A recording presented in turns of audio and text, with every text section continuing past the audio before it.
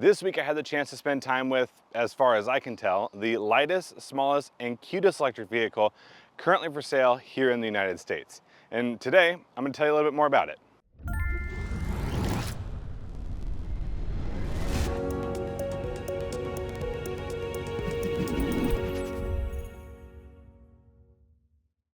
Now, it's been a few years since the 500 left our shores, at least the standard 500.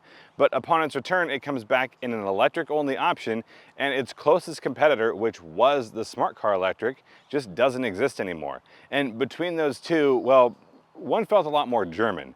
And this certainly hasn't come back with, I think, any less personality. And you can see that right across the front here.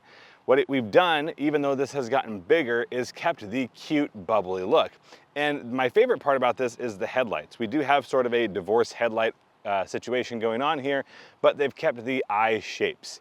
The other thing I enjoy, as you can see on the left side there, is that the turn signal has been separated from that headlight design. So we don't ever lose this eye look, even when we turn on those turn signals. Now, this might be one more circle than somebody might be interested in, but the fact that this has such a unique face is one I definitely appreciate. And the fact that these are LEDs is certainly going to help with things like efficiency, but also visibility, because where I live, things can get pretty dark. And at no point in time did I feel like I didn't have enough light, which is interesting because this works pretty well in rural areas, even though this is definitely designed like a city car. In a lot of cases, small is relative, but when it comes to the 500e, off the top of my head and after doing some digging, I'm pretty sure this is the smallest car available for sale in the United States. And if I'm wrong, let me know down in the comments. This comes in at 143 inches, so any other vehicle you think of as small is probably bigger than this. Let's start with, I think, one of its most direct competitors, which is going to be the Mini Electric, or just the standard Mini. That's still going to be almost 10 inches longer than this. The MX-5, which is also a historically small car, still bigger, and something like the outgoing Chevy Bolt is still bigger, although that is also a lot better for 4 passengers. Even something like the i3, which was definitely in the small car category in the weird shape and all electric, is still going to be bigger than what we find here. But this is really a dedicated city car, and there are some city car benefits and some city car drawbacks. It's really easy to find a parking space because it does not need to be very big. And it's easy to maneuver because, well, it's got a pretty short wheelbase, meaning that tight U-turns or in and out of, let's say, the alley, trying to get around that car or that garbage can is pretty manageable. But one thing they haven't done is sacrifice some of the practicality, which is not to say this is a station wagon, because that it is not. But we do have enough space, as you can see here in the overall shape, for the front 2 passengers, and key, the driver, which is very much going to be the focus of any car, especially something like a dedicated, or should be dedicated, city car. When it comes to wheels and tires, well, I hope you like these ones, because this is the wheel and tire package. On the Inspired trim, all the way up to the 3 Inspired by trims, it's a 17-inch multi-spoke design with a 205/45 tire wrapped around it. Now, this tire is going to be one of the smallest you get in the EV segment, but it's not really different than a lot of other tires you find in entry-level subcompact vehicles. It's just that we're not used to seeing such a small tire on something like an electric car, but this one is so much lighter than the rest of the competition that it doesn't need much more tire to be usable on a regular basis. The other thing that means is that it's going to be a lot less expensive to replace these than something like a staggered set of performance electric tires that are significantly wider front and back. Either way, this is definitely a more economy option, but that is one of those things that I do think works for the car. Out back, we get a similar smoothness that we found up front, and I think that gives this a pretty simple elegance as far as the overall design. And that makes sense because the trim level, which I haven't mentioned so far, is inspired by beauty. And that's not just a descriptor, that is the name of it, the Fiat 500 inspired by beauty. And it's not the same simple elegance as I would say applies to something like a Jaguar or a Aston Martin of old, but it is still going to be pleasant. And I think pleasant goes a long way in this day and age. There isn't a whole lot going on back here. We do have some fairly nicely styled tail lamps. You can see over there on the right side that the blinker is red, not amber, but that makes sense here because it would have made this, well, a little bit more convoluted, and convoluted is not the overall design language. We do have a rear wiper, which is a very nice touch we don't find in a lot of cars, and the fact that this is as small as it is and as expensive as it is a nice thing to make sure that we have. But it also comes in this rose gold, which I have to say I absolutely adore, which makes me want to adore this car, but I'm not sure I'm quite there yet. The fact that there isn't much going on under the hood really isn't a problem because there's not a whole lot of car to get going. And that 117 horsepower electric motor is plenty for your day-to-day driving, especially because it's paired with 162 pound-feet of torque, meaning that there's never going to be a situation where you're not able to get where you're going. There's no hill that's going to be too steep. There's also not going to be a passing situation that you can't actually pull off. And that's something we saw in the last generation, where the 500e was actually, to my mind, a little bit easier to drive around town than the gasoline version, because a small electric motor tends to be a little bit more powerful than you find in a small gasoline engine. And what we don't see carried over from last year is going to be the battery capacity, because we are now up to 42 kilowatt hours, and that's still going to be very small on the EV side of things, but it now boasts our range up to about 150 miles of your day-to-day driving, and it means that this can go, well, farther. What it can't do, because that battery is so small, it does come in under 400 volts, and that means it can't charge particularly quickly. Now, the last time this was out, the standard was around 50 kilowatts, but that 50 kilowatt standard has definitely, well, it's gone up. And 150, 200, 250 kilowatts are a lot more common these days, and this comes in at just 85 kilowatts of peak charge capacity. And when I went and charged this at about 10%, all the way up to 80, I did not sit at 85 for very long. Honestly, this wanted to float around 38 kilowatts, meaning that your 10 to 80% is definitely going to be in the 30-minute range. And for a car that's so small that is going to need to stop and charge more frequently than others, well, this is not going to be your best road trip car. When it comes to seating inside the 500e, we have two pretty conflicting concepts. We have the subcompact car, which lends itself to some space and packaging efficiencies that need to be considered. And then we have the price point which this actually falls in, which means that we maybe should be getting more than we are. Now, one of the pros is that the driver's seat and passenger seat do have the same amount of adjustability, but the reason is this driver's seat does not have a lot of things you can change. You can go up and down, you can lean backwards or forwards, and you can slide forward, as long as you're willing to do all of it manually, because there is nothing on this vehicle as far as seats go that's powered. That is going to carry on to the steering wheel, which is a manual adjustment steering wheel. It does have a pretty good range of motion, so I can go ahead and find a comfortable position wherever I need to. But the fact that I can't change anything or set it to a programmable memory at this price point seems like a big miss. And the other thing it's missing is lumbar support. And it's not like manual lumbar doesn't exist, it just hasn't been put in the car. The good news, at least for my body shape, is that this does fit pretty well. There is quite a bit of lumbar support built in, but for folks who don't have the same body composition as I do, they might not find themselves quite as comfortable. With all that said, I have to give this about a 7 out of 10, and it's not because it's a horribly designed seat, but for the price you pay, I'd like to see some more adjustability. And I imagine there are going to be folks that are less comfortable here than I am. In keeping with the theme of small, well, we have the cargo volume. And this is a hatchback, so it is easy enough to access, but as you can see, there's some room, not a lot.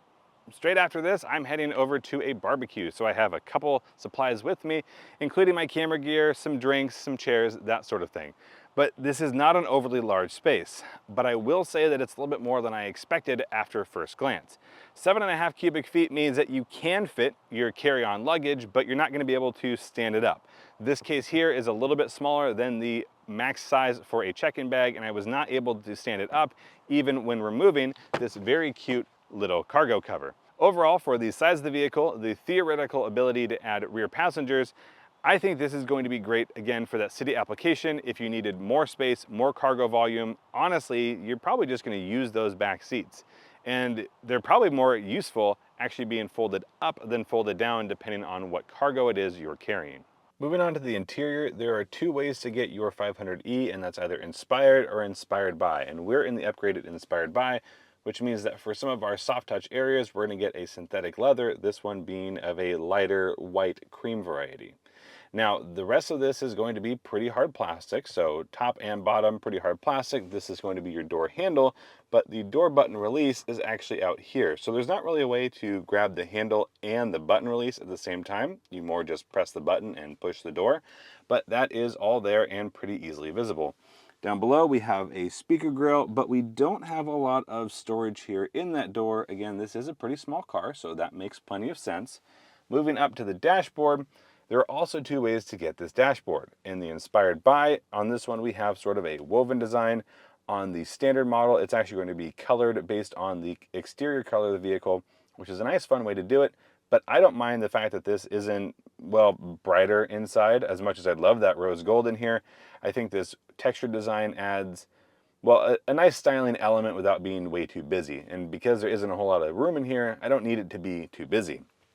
Where you will find a lot of room is actually going to be in the glove box here. Now, this is a bin style compartment. There is a ton of room, again, surprising for the size of vehicle, but certainly not a bad thing because we're always looking for a little more space. The rest of this dashboard design is pretty simple. Up top here, we have one extra speaker. Now, there is an upgraded speaker option that you will find in two of the Inspired By models, but here in the Inspired By Beauty, we only have that standard speaker. The rest is kind of this wraparound. This is a glossy plastic, so it may get scratched up a little bit, but not being black, it will certainly help. Moving over to the infotainment screen, well, this isn't overly large, but it is large enough for the size of vehicle. Now, this will do Android Auto or Apple CarPlay, which is definitely a plus, but as you saw in the Android Auto, I can't actually make this full screen, so the Android Auto experience is going to be a little bit limited. That's okay, it's not the end of the world. There are a number of things we can change here and check on. So you can see charging levels, you can check on your media. This does have an automatic climate control and heated seats, at least for this particular model. But with those heated seats, you don't get to change what level it is. It's either on or it's off. So that's all pretty basic. And there is no dual zone climate because, well, there's barely one zone of climate in here. If we move over to some of the vehicle functions, well, the controls are pretty simple. You can turn that screen off, which is definitely a nice thing to do, and it's easily accessible for folks who may want to do so. But we can also go ahead and check things like power flow, driving history, charging schedules. You can turn the charging levels up or down, although this is not listed as something you can do with specific amperages. It does just say, hey, you can turn this down. So for folks who are pretty close to maximizing their panel, especially if you are doing level 1 charging, it is nice to be able to make some of those changes. And then just general settings here. Now, this touchscreen is pretty responsive, maybe not the fastest out there, but it is wholly adequate, especially for the space available. Now, one small thing I can say I definitely don't appreciate is the fact that you have to press the start button twice when you turn this vehicle on. So I'll go ahead and do that now so that we get that message going away. We can go ahead and drive the vehicle. You'll see in the bottom right there, it went from on to run, and that means we're able to drive. This is really the standard layout, and I think it's cute. It gives you, obviously, your speedometer in the middle and your power consumption or recharging left or right, but you can also cycle through some of the other tabs available to see more information if you want it. And this isn't something I've used a whole lot, but we can get our navigation, we can do our music, we can do basic vehicle functions like checking tire pressure, and this does come pretty well equipped with driver assist features. So those have their own individual menu and you can see what's going on there. Over here in the trip menu, you can see I've done almost 400 miles here in this 500e, and it's stayed pretty efficient, but we'll cover that a little bit more when we get to our drive section. Moving out from the gauge cluster, we have a pretty nicely designed steering wheel. I do appreciate that it's two-tone. That is part of that Inspired By Beauty trim level. And I also like the fact that it's got a fairly flat bottom. Whether that's just a style piece or it's something that gives you just a little bit more legroom, certainly not a bad thing. Here in the steering wheel, get that adjusted there, we have some of our basic controls. So most of your infotainment is going to be here on the left. So this is scrolling through some of your menus there on the driver display, answer, hang up, or your voice commands.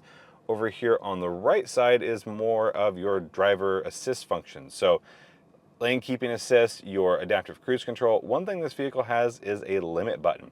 And this is something I really haven't seen, but apparently is more common in Europe. And this is very much a global car, with Europe being one of the areas it will sell, well, at least higher than I expect it will here in the United States. With that limit function, you can tell the car, I don't want to exceed 60, 65, 70 miles an hour. And unless you push a lot harder, you won't actually exceed that limit, meaning that if you're worried about speeding tickets without wanting to use cruise control, that's an option as well.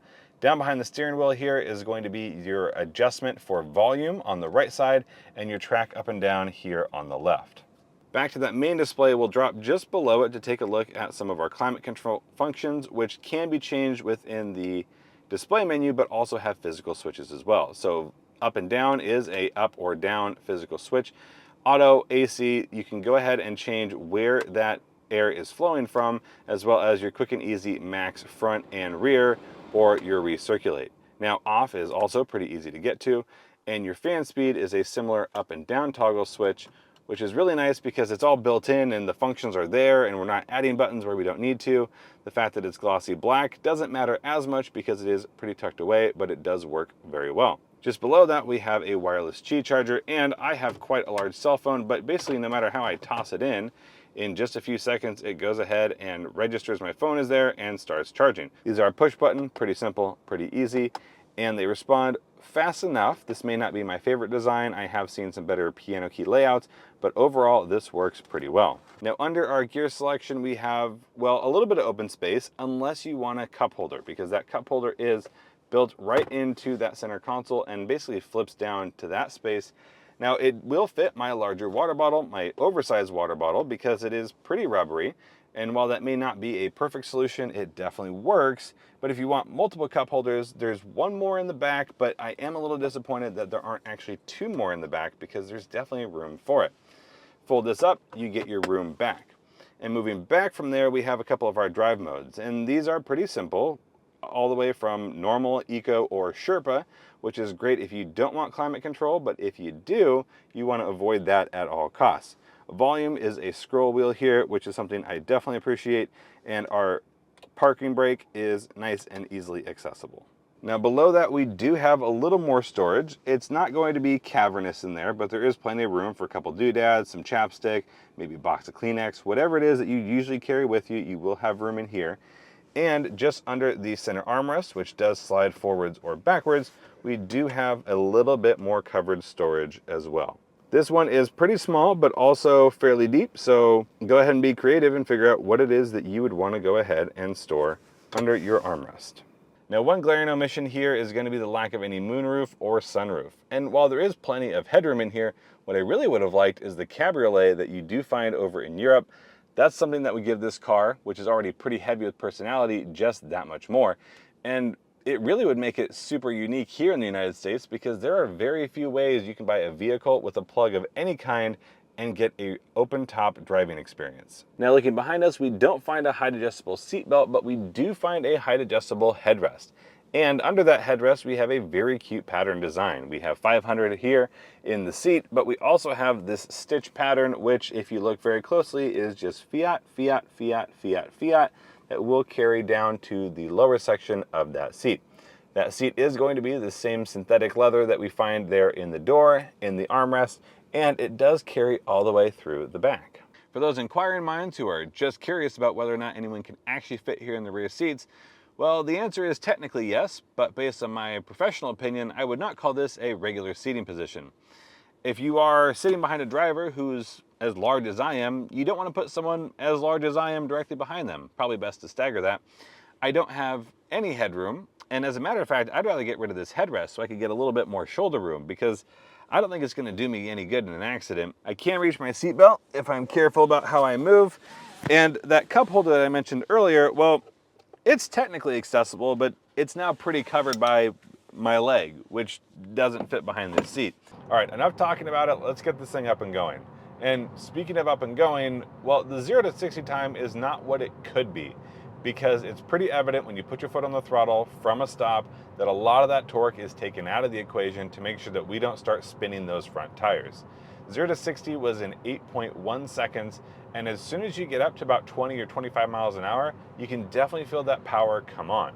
The good news is that 8.1 is not something you're going to need to compete against somebody, down the street, because this is not a race car, nor does it pretend to be, nor does it look like one. But what you do get is plenty of performance where you need it. That's going to be in passing lane maneuvers, going uphill. Even if you have a full car, you've got plenty of power to get where you need to go in the way you need to do it.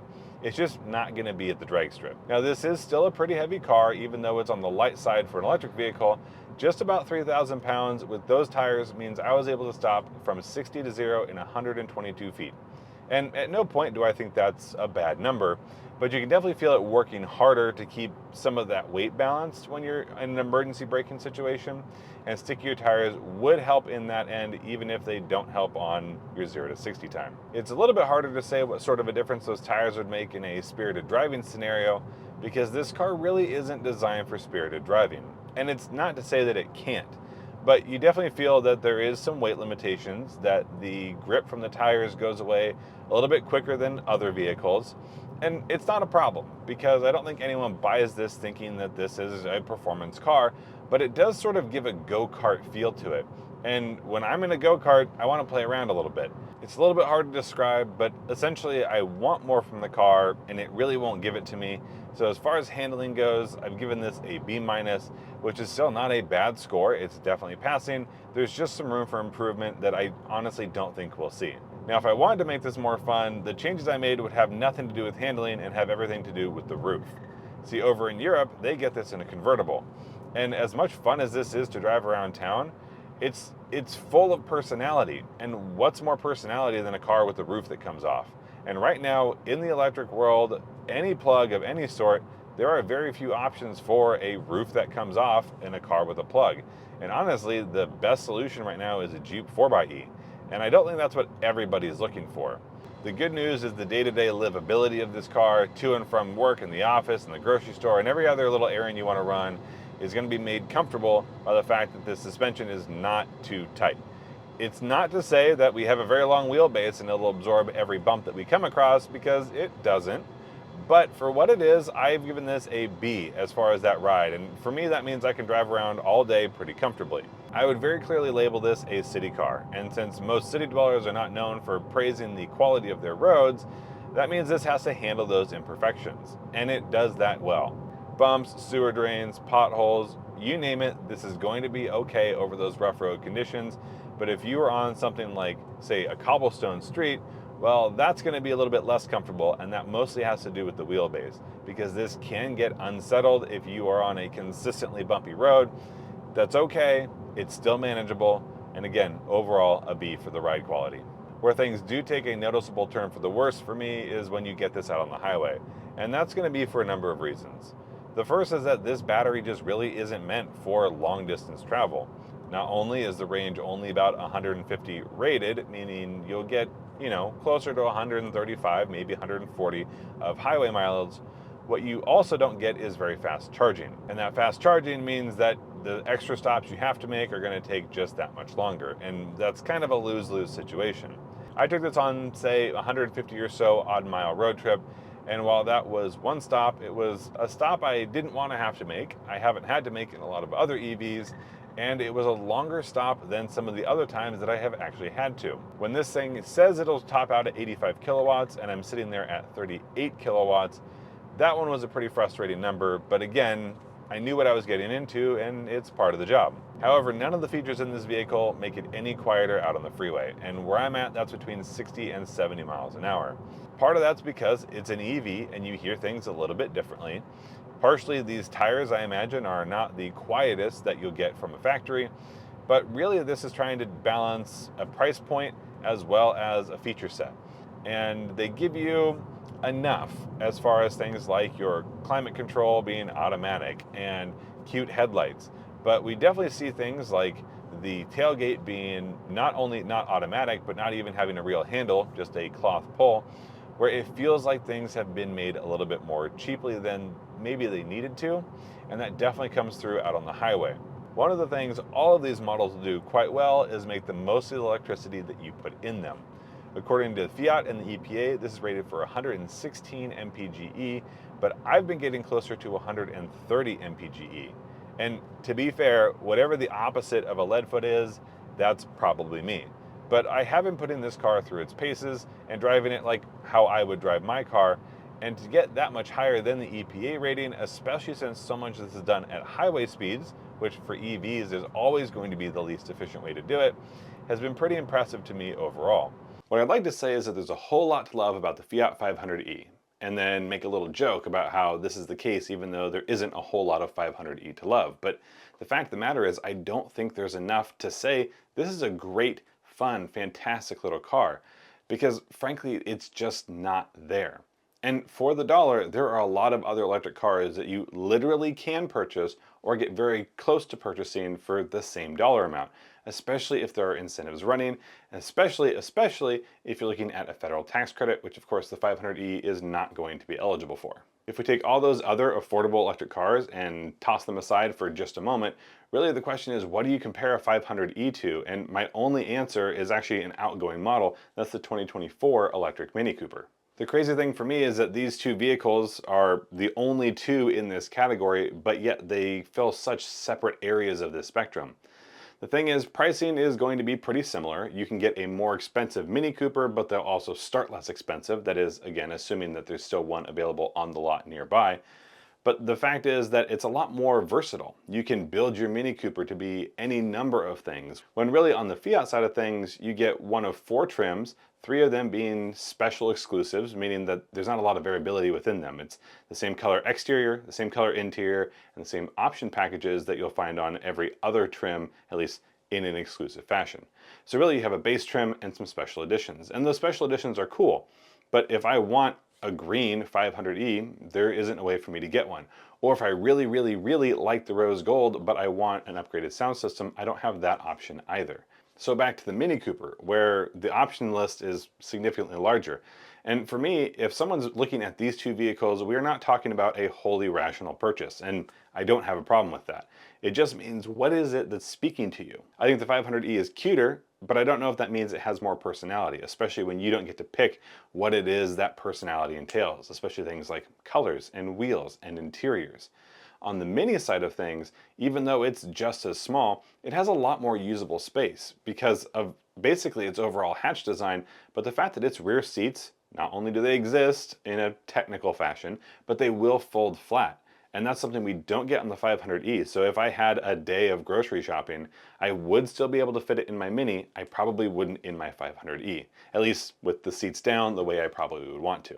Now, I consider myself a pretty practical human being, and when I look at the numbers, there is something that just can't be ignored, which is that the 500e has more range and faster charging available than we find on the Mini. But having spent a week with that 500e and having taken it on a road trip, I assure you that is not a vehicle that you're going to want to take on a road trip. Yes, it'll max out at 85 kilowatts, but that's really only a hair higher than we'll find on the Mini, which is going to top out at 50 kilowatts. And the Mini doesn't have as much range, but unless you were taking a trip, the 111 miles of rated range for that Mini really should be enough. And around town, the Mini is going to be a little bit more fun to drive because it's quicker 0 to 60. And the fact that the 500e isn't quicker makes sense, but when you start comparing these things, the funness of the 500e may not actually live up to the current, I would say, fun champion, or the vehicle that's known to be fun for its entire life, which is the Mini Cooper. I really don't like getting less for my money, but between these two, considering what they are and what they can do versus what they're good at doing, I really am going to lean towards the Mini Cooper, which begs the question, why isn't the 500e a little bit better or a little bit cheaper? Or where is the convertible option that 100% exists in the world, just not here in the United States? If it's your dollar, which are you choosing, the Fiat 500e or the Mini Cooper Electric? Let me know down in the comment section below. If you have any other thoughts, questions, comments, concerns, leave those as well. If you want to see Alex's review of the 500e, I'll go ahead and leave a link in the description. Until next time, thank you all for watching, and I'll see you down the road.